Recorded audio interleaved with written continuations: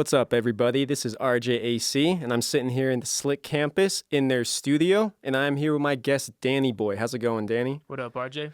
So, Danny is both an audio engineer and a recording artist, and he is this next generation of artists that we're seeing out here in 801 in Salt Lake City. But what I would want to do is I want you to introduce yourself a little bit more. What have you been doing, Danny? Yeah, so came up in West Valley and just started as an artist first and foremost. I feel like I've always felt that urge to create. Around 17, long story short, I wanted to channel it into writing and rapping, using my voice. I came up off of hip hop, so I was always attuned to that. What type of hip hop? I would say, to be honest, a lot of West Coast, East Coast, the original hip hop, that was my thing. But, of course, times have changed. I'm more hip to the new stuff too. I'm liking it. You feel me? Okay. A little bit of everything. Yeah. But yeah, with that being said, started it out. I think around the time, 17, I wanted to channel that artistic energy into writing, using my voice. I did it for, self-confirmation first and foremost, just wanted to create art, see what I could do.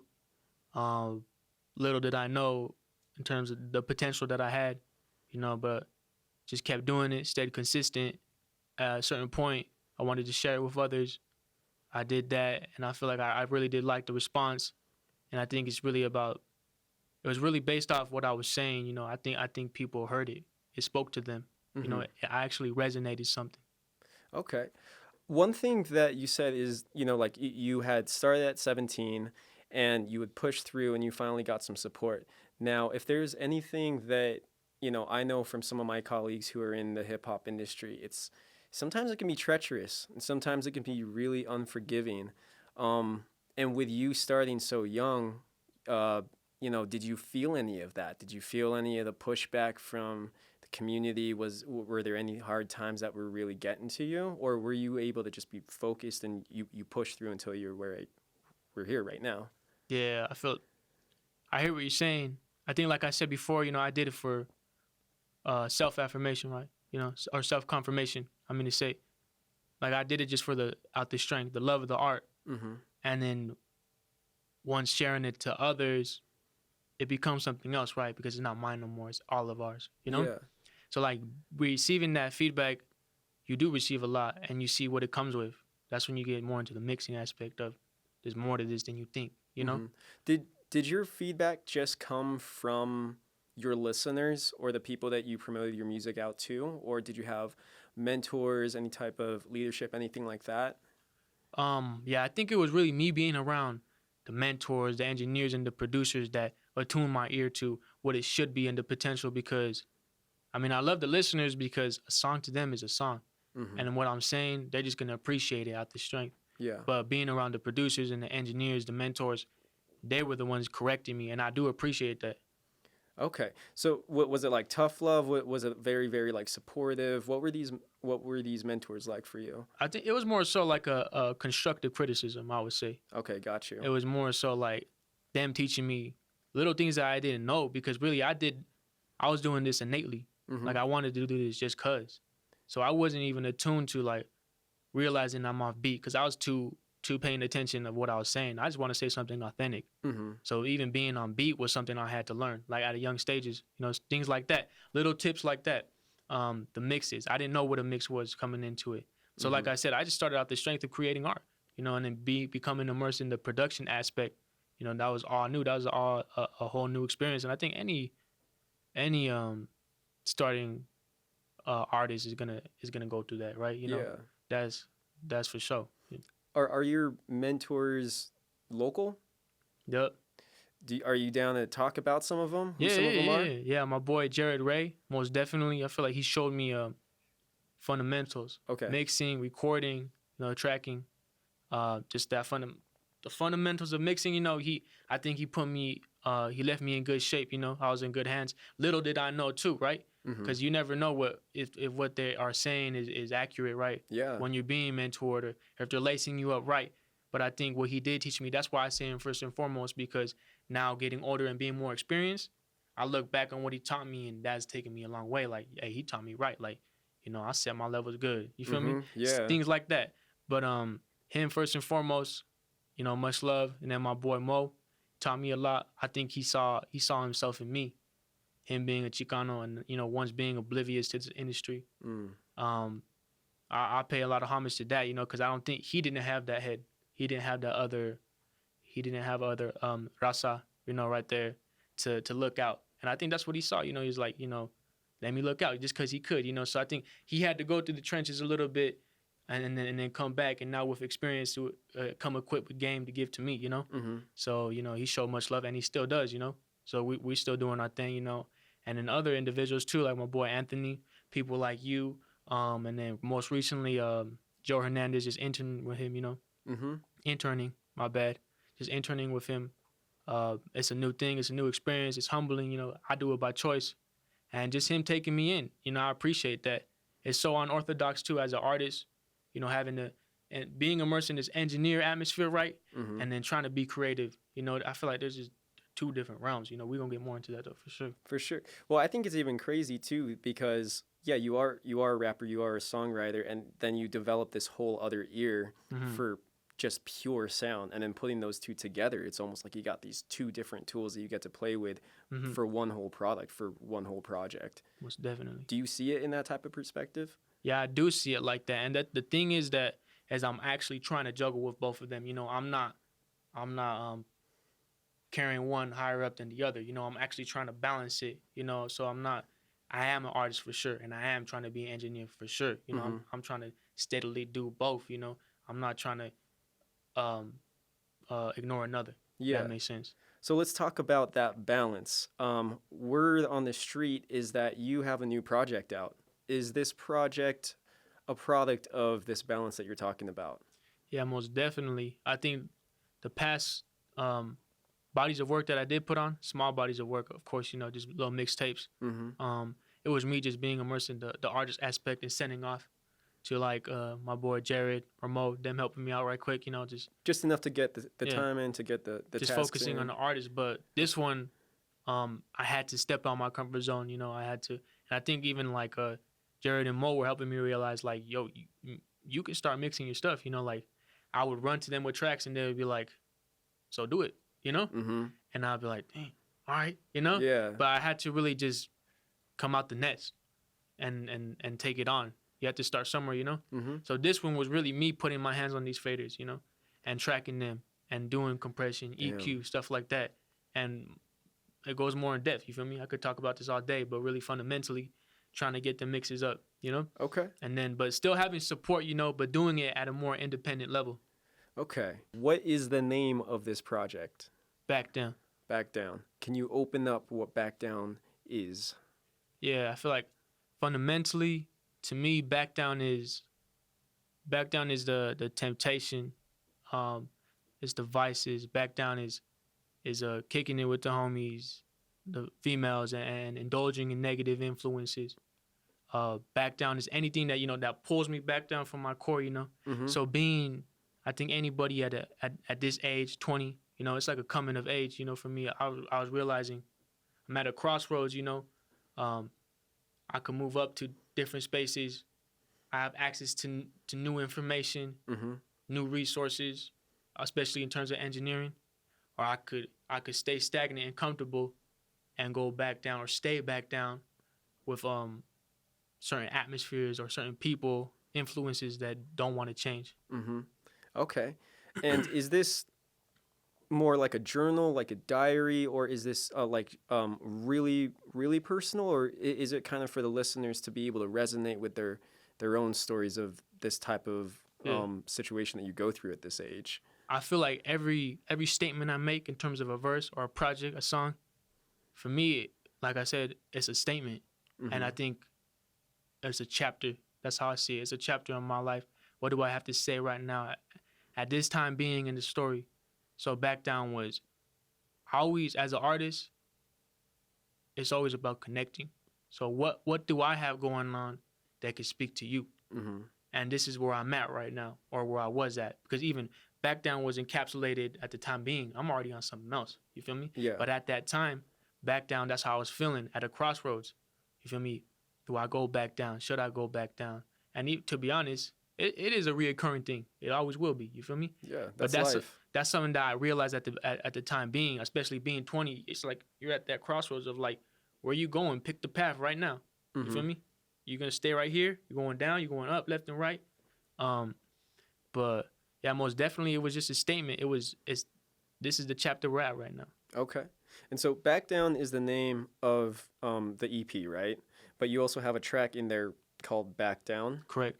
Okay. And does this track encapsulate like the whole rest of the EP? What is Back Down as a track? Yeah. So back down, yeah, is really getting at the core of what I'm trying to say. Of back down, like what I was just explaining.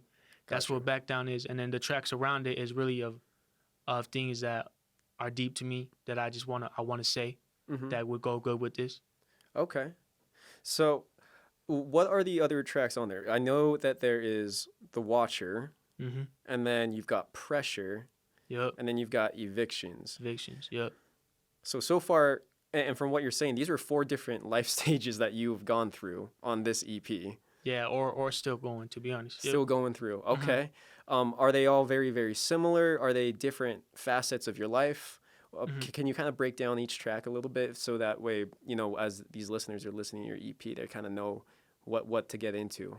Yeah. So fun. I'll go over like fundamentally, and if we get more into it, we will. Okay. But really, and I won't say them in order. We haven't really figured out the order. But by the time people hear this, they'll have the order. Okay. But I might say it out of order. But I'll go first with like we said, back down. Mhm. Going back down, resisting temptation, and then second one I'll say pressure. It's being under pressure, and that's any form of pressure, but really being under pressure as a youth, and still to this day, whatever atmosphere I'm in, you tend to you encounter an endeavor where you're under pressure, whether it be violence or a hard choice to make, and with little time to decide. Mm-hmm. That's what pressure is really about.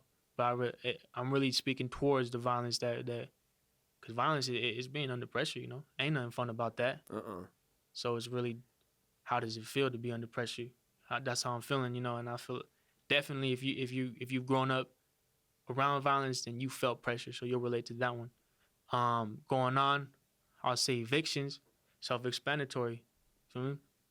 Getting evicted, having to continuously move. Mm-hmm. But I kind of do, if you read between the lines, I won't say much. I'm gonna let you hear. It goes more than depth of just being kicked out. It's also moving on in life, not staying stagnant. I keep moving. Things are moving. Mm-hmm. And then The Watcher, I really like that one because I think it's the positive message. After kind of honing in on all these struggles, these endeavors, I feel like at the end of the day, The Watcher is about peeping game. And I say something in The Watcher where I say, I don't need no affirmations. I'm going to say this with my chest. Knowledge is the key up out of every given struggle, right? Mm. So The Watcher is really about peeping game. And whatever, like I said, whatever struggle you are in, most definitely is because it's about misunderstanding, There's some confusion. And if you knew better, you would do better. Yeah. But I'll leave it at that. Okay. Who did you direct, or I guess a better question is, who would you say your audience is? Because you got 2 things going for you right now. You got real life, real raw, in a way that a lot of people, at least in our community, don't understand. Some of them really don't because they just never lived that life. But you also have this of being this awesome next generation of creative here in where we live, and that's very exciting. Who is this message for? Who wants to listen to this? Who do you hope this gets out to? Yeah, I'll say everyone first and foremost, but I'm really honing in on my people, those that come from my cloth, and I feel like it's the type of thing that when you hear it, it's just it's that. Mm-hmm. This is that, and those that can relate to it will pick up on it, and I think they will find to respect it. Like they say, real recognize real. So that's really who it's for those that can relate first and foremost, and then other than that, for those on the outside looking in, it'll get you to understand, and hopefully, it sounds good enough for you to hear, right? Because if it ain't sounding good to you, they ain't gonna pick it up, right?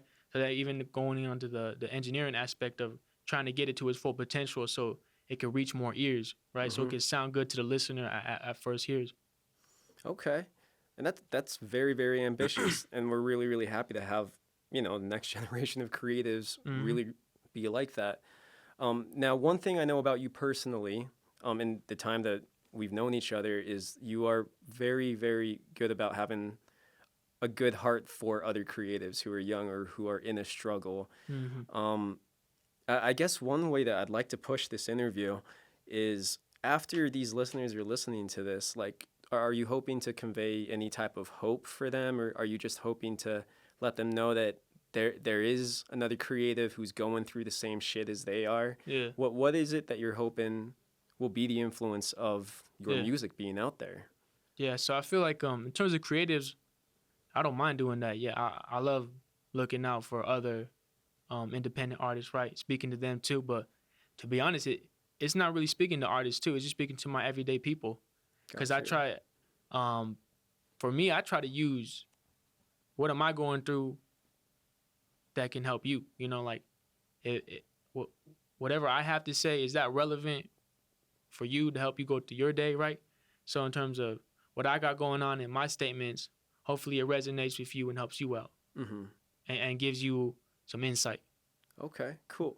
One thing you said is, it's not necessarily about these other artists. Is there a reason for that? I Yeah, mean, like some people throw shade, some people don't, some people yeah, chase clout, some people just don't give a shit. Like, where yeah, are you on all that?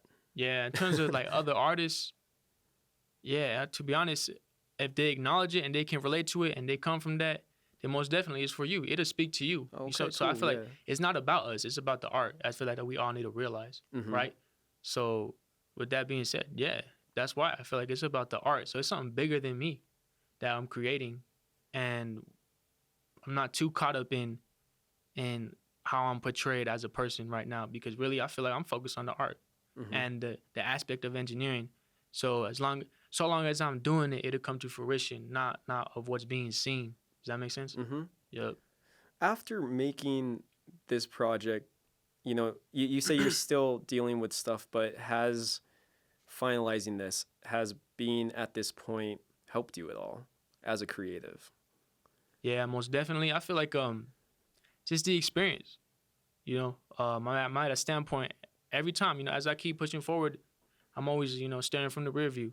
What's next, and I'm learning as I go. So everything that I learned during back down is gonna be pushed into the next project. Mm-hmm. And being said, hearing and seeing the potential that I've experienced and embedded in this project, that gives me confidence. Because now I know what I got to do.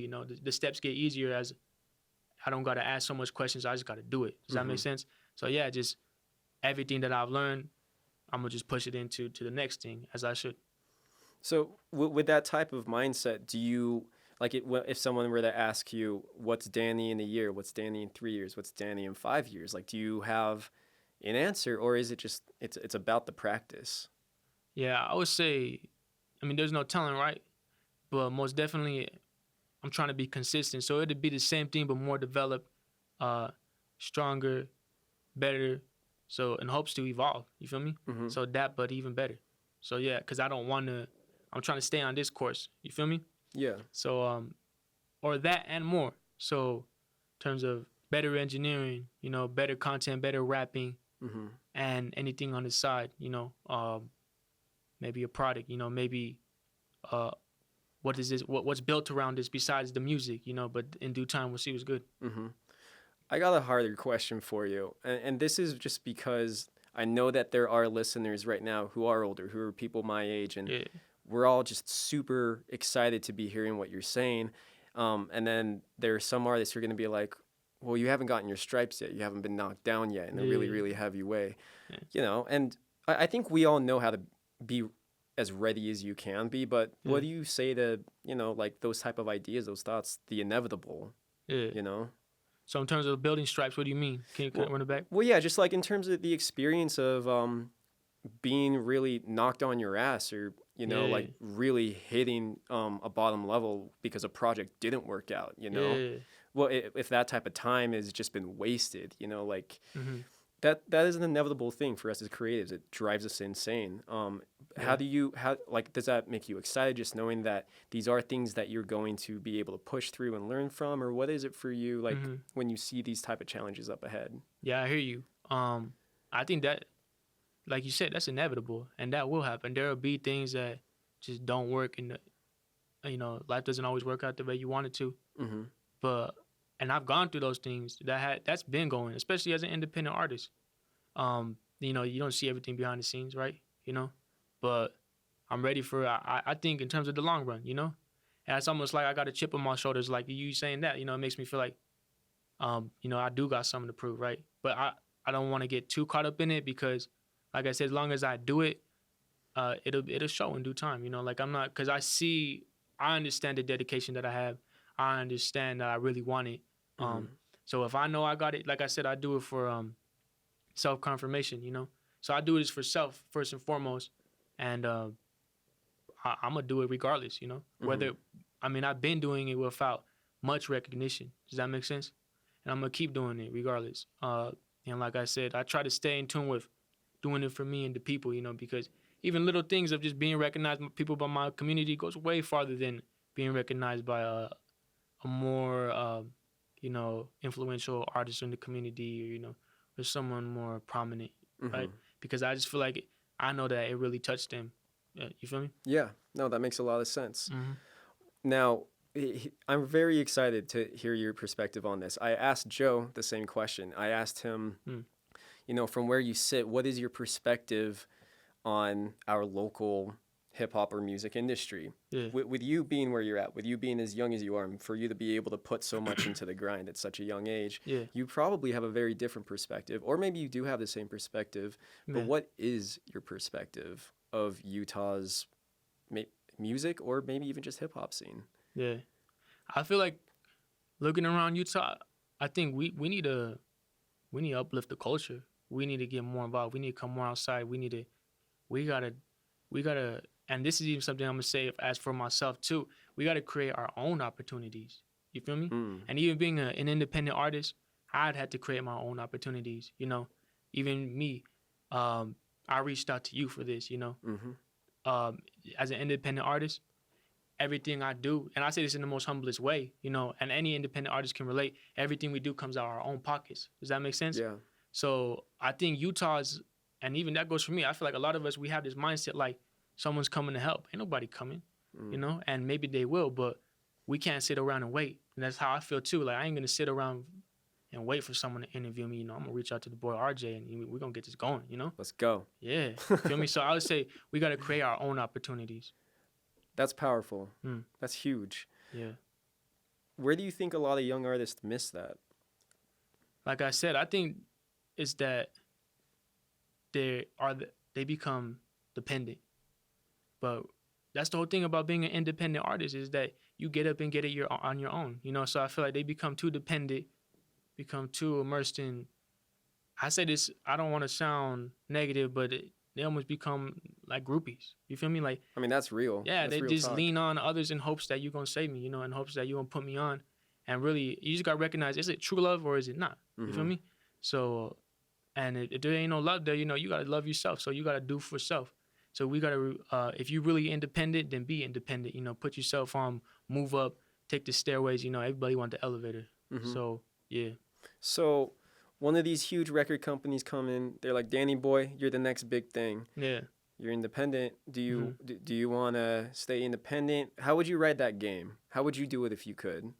I'll say to be honest, even from what I'm learning and what was being told around me, my mentors, I'm being told stay independent. Everybody's saying stay independent because even we're becoming more advanced as artists. That everybody's realizing, if you stay down, there's more revenue for you in the long run. Does that Mhm. make sense? Yeah. And I'm still learning this as I go. I'm not gonna act like I know this. I don't want to speak on something I don't know. But that's what we all got to strive for as independent artists to educate ourselves about this industry and us take charge. You feel me? For sure. But if someone were to reach out to me, yeah, that's a hard thing. But most likely it'd be a no, because I Mm. know it's a deal. Is this a fair ordeal or not?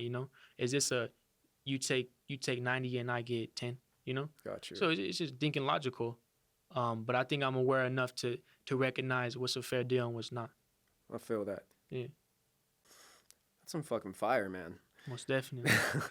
Okay, so we've gotten to know a little bit about you, about DannyBoy, about where you come from, basically what your whole process is Hmm. in a very small, abstract way. Now, what I want to do is I want to get into some of your lyrics.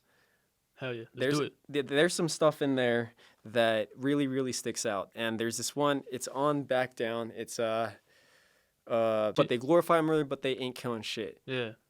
Uh, what is that? Actually, let's back up. Can you Mhm. say the whole verse for the Yeah. listeners? So like right before that, I say, what more do I have to say? What message do I convey? They glorify murder, but they ain't killing shit. Honestly, every letter. Why would I tell you different if I knew better?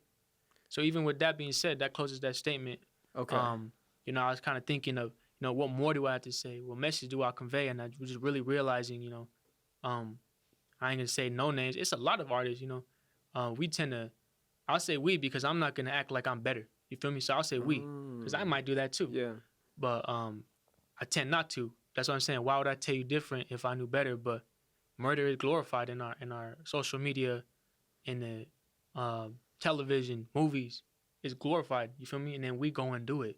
But they glorify murder and they ain't really killing shit. But we were the ones really killing shit. And that gives me pain to see that, you know, our people really falling for this media that we get fed, and all these rappers saying that. But that's true pain. That's violence. That's death. That's murder. And I don't really take that lightly, you know. Being around that don't feel good.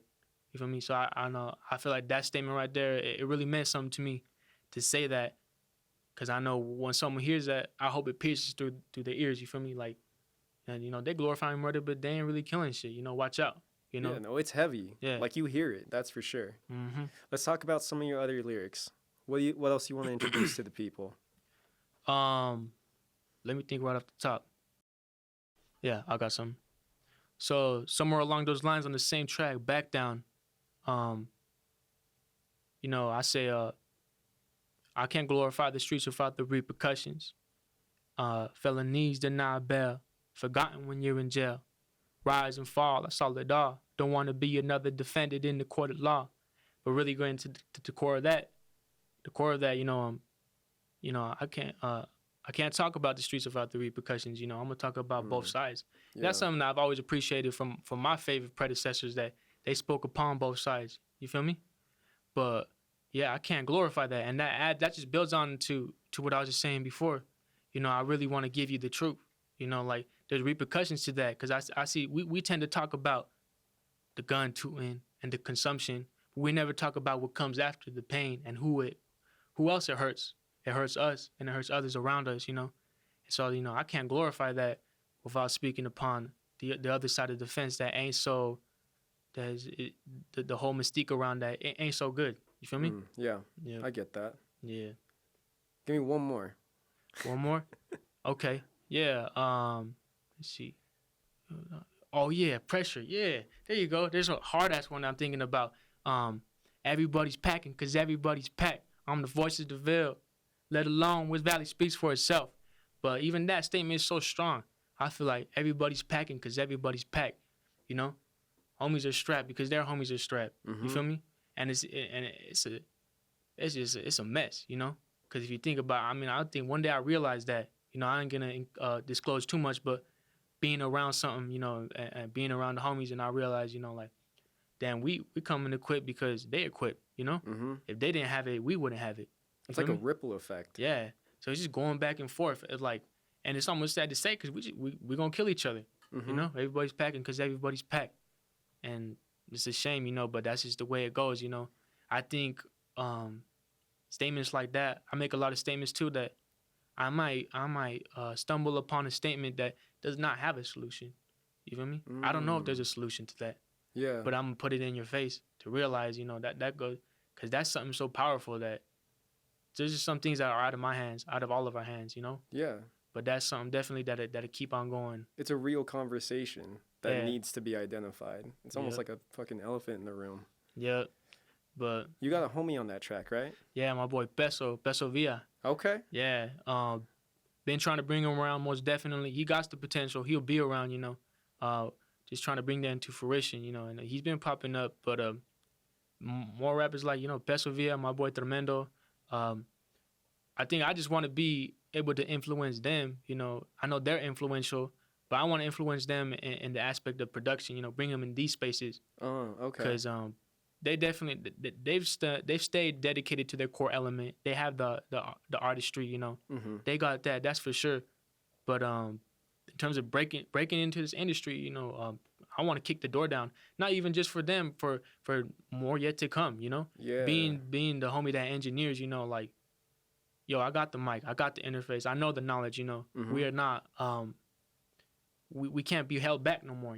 Yeah. So just with that being said, that kind of came to thought, but really, yeah, the boy Peso killing it. Much love to my homie for real. He'll be around. You'll see him. Well, was it pretty cool having like your homie working with you? Was this your first time working together on the Nah, project? I think he's been around since the get, and that's what that's where I recognize and I appreciate. You feel me? Mm-hmm. Even before recognitions, I think he's just been around, been down, Putting and I in the think, work. yeah, I think I see who stays down, and he has the potential, and I think really in my community, I see myself as a pillar, Mm. and I think eventually he'll become a pillar. You feel me? Yeah. And it'll grow from there. But most definitely names like that, me, DannyBoy, Peso Villa, I want us to create, I want us to stand as pillars to create a path, Mm-hmm.